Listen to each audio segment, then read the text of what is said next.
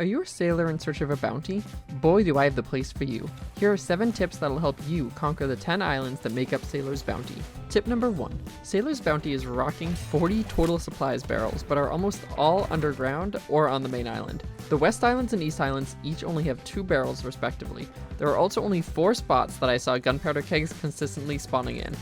Tip number 2, if you need to get from one side of the island to another, sword lunging from one island to the next is going to get you trapped in sandbars.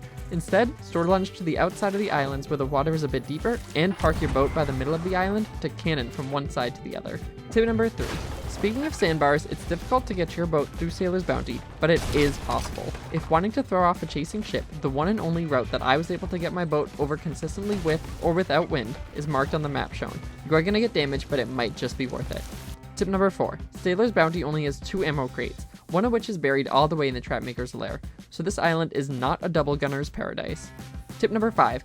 Alright, let's go underground. Sailor's Bounty has an extensive cave system with 2 paths into it from the main island's crevice. Watch out for floor traps. If you simply stick to the right going down either path, you won't activate any of the stepping pads and get down there safely.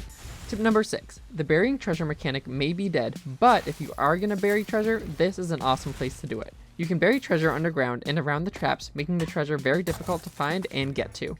Tip number 7. For whatever reason, this island is Captain's Paradise. While on this island for only an hour, I had 7 skeleton captains and ashen captains appear, both in the cave system and on the far west side of the island. They drop riddle quests, so keep in mind that the riddles indicate location here as shown by northeast, west, and the main island.